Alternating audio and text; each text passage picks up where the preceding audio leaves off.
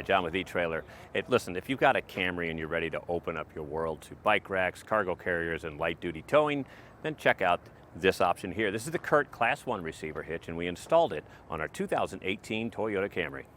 So let's take a closer look at this CURT hitch and how it fits on our Camry.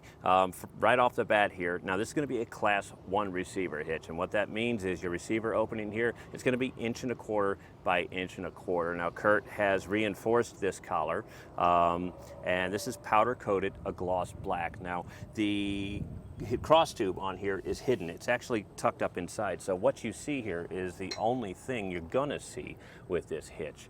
It's gonna have wire type chain hangers on here, and those are good for your standard S hook if you're doing some towing.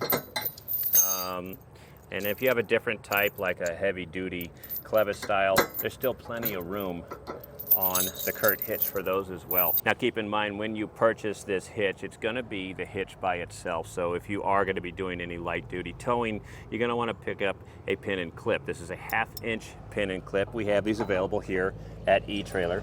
If you want a little bit more security, we also have the type that lock. Now keep in mind, if you are in the market for cargo racks or bike racks, a lot of those accessories already include an anti-rattle pin and clip with them. Now speaking of accessories, let's get some measurements of where the hitch fits in relationship to the ground and how it fits on our Camry here. So ground clearance from the ground to the top of the inside collar here, we're going to be looking at 10 3/4 inches. And then the other measurement that we like to get is going to be from the center of the pinhole, where our pin and clip go, to the edge of our bumper here. And it's going to be 3 inches. Now these numbers are important, obviously. If you're going to be doing some light duty towing, you're probably going to want a ball mount that comes out and has a rise to it so it can match your trailer's height, so your trailer's riding level with your car. Or if you have bike racks or cargo carriers and they have a stowed folding position, you want to make sure that that isn't going to impact the back of your bumper. And once again, speaking of those accessories, finally, let's talk about the weight capacities on this hitch. Now, being a Class 1 hitch, of course, it's going to be smaller numbers, but it's what you need for your car here. So as far as the tongue weight rating, that's going to be the force pushing down on your hitch. You're looking at 200 pounds. That's plenty if you've got, you know, an e-bike, or if you want a couple of bikes on your bike rack.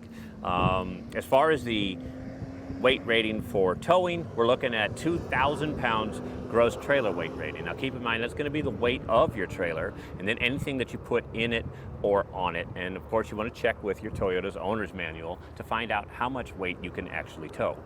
My final thoughts on the CURT hitch. I like CURT's products. I think they do a great job. I like the reinforced collar on this hitch, especially being a smaller hitch like that. That's just a little bit of reassurance.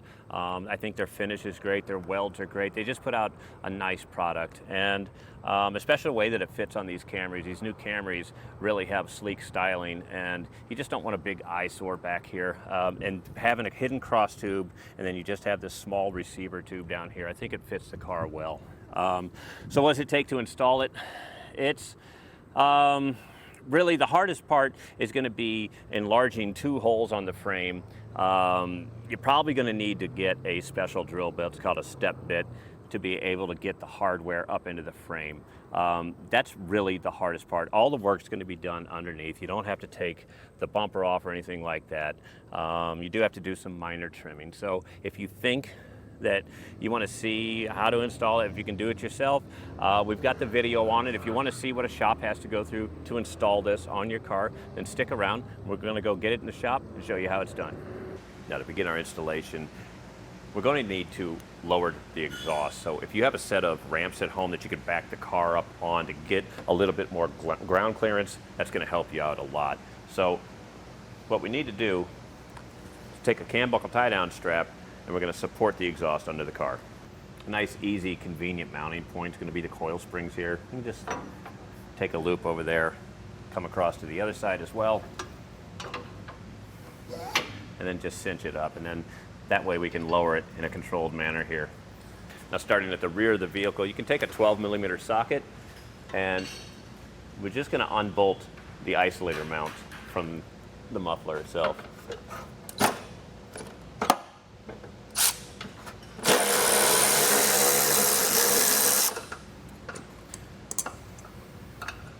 You're going to have another one of these right back here at the rear of the muffler.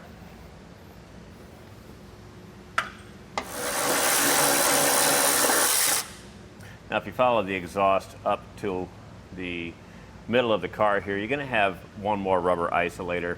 And removing this really does make it easier to install the hitch. Now I've got some silicone spray, and you can spray that in there. If you don't have silicone, you can just use soapy water and pull down, because you want to get this stuff inside the hole in here. It makes all the difference in the world when getting these off. This rubber really sticks well, and once you get the lubricant inside, you can see it comes right off. Most of the time you won't need tools. So now our exhaust is supported by our cam buckle tie-down strap, and we're just going to lower this down. Be careful when you do this. You do have other isolators that are supporting the exhaust upstream of the car, but this just gives us a little bit more room to work. Now grab a 10mm socket, and we're going to have two nuts on this heat shield that we need to loosen up. We need to remove the heat shield so that we can trim it.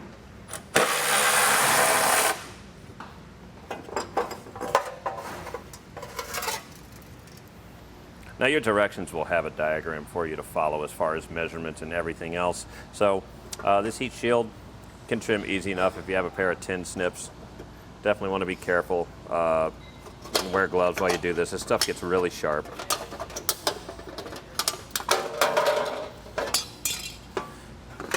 So once you get this trimmed, you can fit this back up on the car, and if everything is going to clear, we can just remount it. Now with our heat shield cut and in place, you can see it's going to expose this hole here. So you can either reinstall the heat shield now, or I like to just make sure it's going to work for us and then set it off to the side so we're not dealing with that sharp metal. Now there's going to be a rubber plug right here, and you can just take a flathead screwdriver and get this out of your way. This hole we need to enlarge. Now your kit's going to come with hardware like a carriage bolt and this spacer block, and they need to fit inside the hole. So today we're going to be using a step bit to enlarge this hole. It's probably going to be the best option since the hardware is pretty large.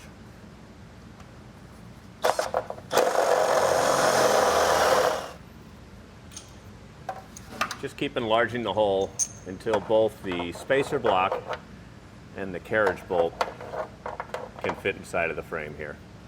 Now we need to remove this underbody panel here to gain access to the driver's side of the frame. In the back, along here, we're going to have some push pin fasteners we need to remove. You're going to pull the middle out. I'm just using a pick right now. Some of these, with age, they'll get grime and build up, and they're going to get pretty difficult to remove.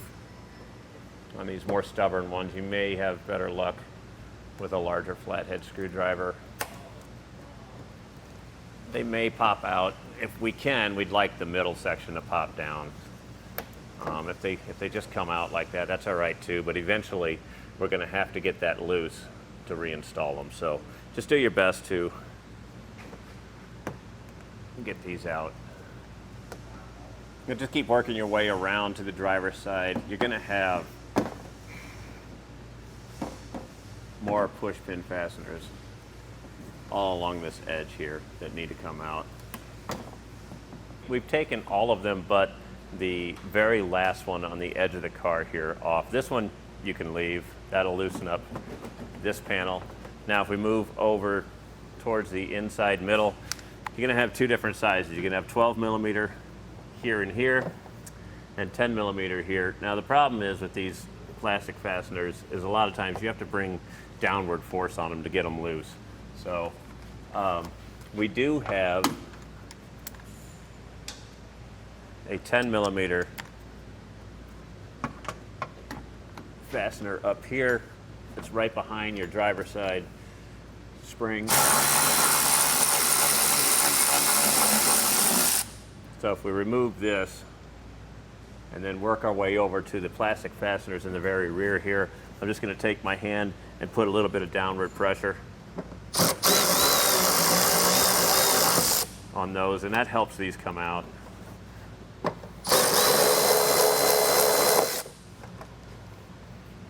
Okay, so that'll leave us with the two 12 millimeters.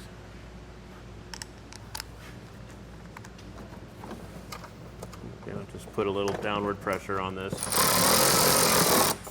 pop loose. Okay. Okay, then you can set this off to the side. We're going to need to trim this. Now with that panel out of the way, you can come over to the driver's side frame and you're going to see the access hole that we need to enlarge over here. So just pop the rubber plug out and enlarge it just the same way you did on the passenger side. Now, even though our car is not equipped with dual exhaust, we still have the two 12 millimeter bolts that we need to remove in the same location as the exhaust hanger.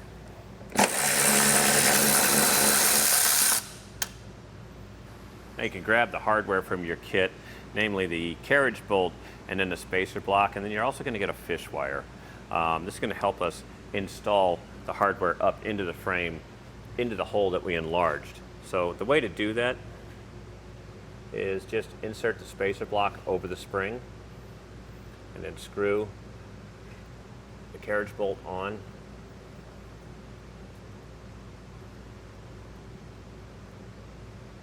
And just push the carriage bolt up and then the spacer block.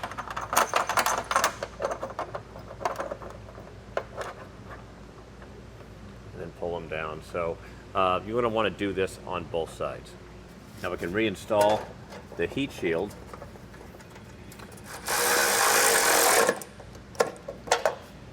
Now for this next step, you're going to want some help lifting and holding the hitch up into place. I got Chris here with eTrailer.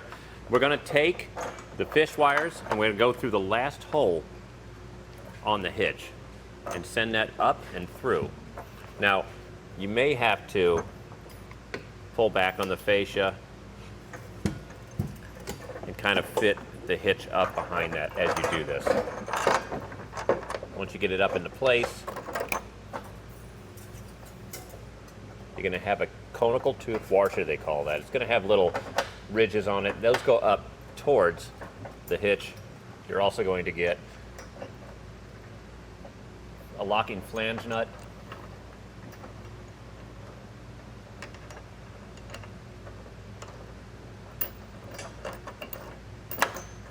So just get these up into place, keep them loose right now. Now we have the hitch hanging with just the two 1/2-inch bolts, and now's a good time to talk about this hitch is actually designed for USA built and Japanese built Camry. So you're going to get different hardware in your kit, and there's going to be different holes in the hitches up here, and we're going to use some and then others are just going to be left blank. So on a US built car like we have here, and that's going to be the majority of them over here, we're going to be using the metric 8 bolts. These are the smaller bolts that come in your kit. Now these go where the exhaust hangers were. This is fine on a car with just single exhaust. When you have dual exhaust, trying to torque this down can get a little tricky. So what you want to do is line up your hitch, and even this can be tricky too. The hitch is pretty heavy, but you want to line up the metric 8 bolts here on both sides before we put the exhaust back into position, because if you put the exhaust back into position, this 1/2-inch bolt back here isn't going to be accessible and we won't be able to torque it. So we're going to run the metric 8 bolts down on both sides so that we can position this hitch and have it centered and snug these up. That way, with everything snugged up, then we can torque our 1/2-inch bolts, remove these, raise the exhaust back up into position, and then torque these correctly. Now I have these bolts installed on both sides. I'm going to take a 13 millimeter socket and just kind of snug these up on both sides. Now with the front bolts snugged up, Now we know that everything's going to be in alignment, everything's going to fit as far as the exhaust hangers, so we can go and torque the larger 1/2-inch bolt in the back here. Now, those torque specs are going to be in your installation manual. Now we can take that 13mm socket, remove the smaller bolts up here on the front. Obviously, if you have dual exhaust, you'll be doing this on both sides. We only have single, so we're going to raise our exhaust, back up into position, and then we'll torque these bolts to those specs that we'll find in the installation manual.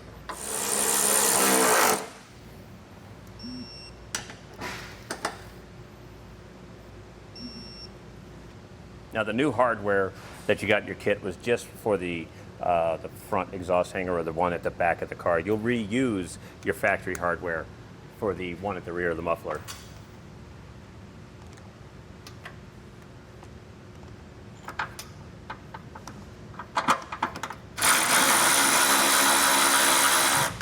Now, while we're under here, we might as well hook up the other isolator and remove our tie-down strap.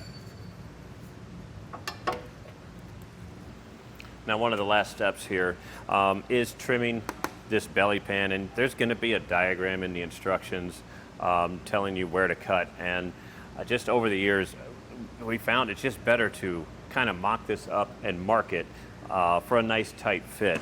Sometimes the cars are a little bit different than the directions show, and then you may end up cutting too much off of these things. So what I'm going to do is line up these studs here on the back so we kind of know where this thing is going to be positioned.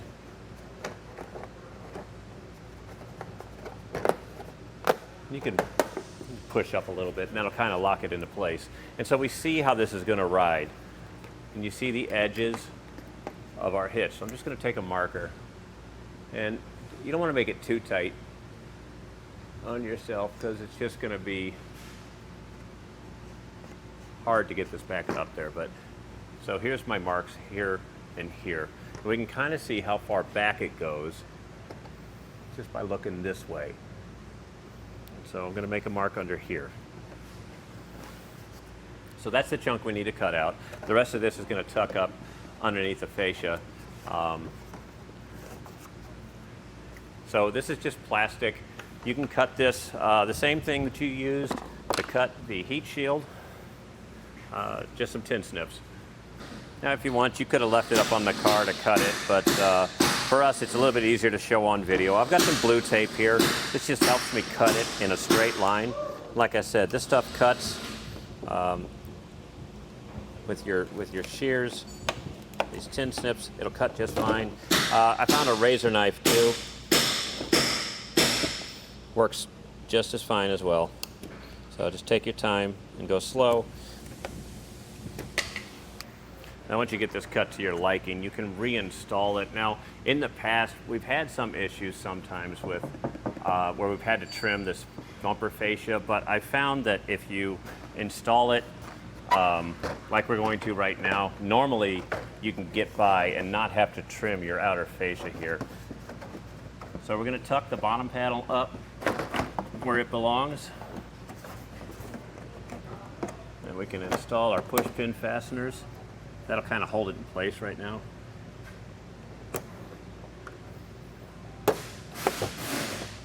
Make sure it gets tucked up. And then when you get under here, all we have to do is line it up with the studs.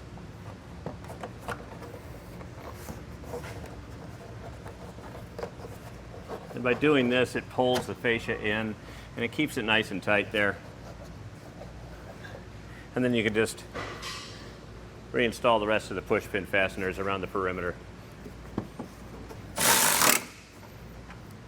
Now, with all of the fasteners installed on the rear pan, that'll complete your look at some of the features and the installation of CURT's Class 1 receiver hitch on our 2018 Toyota Camry.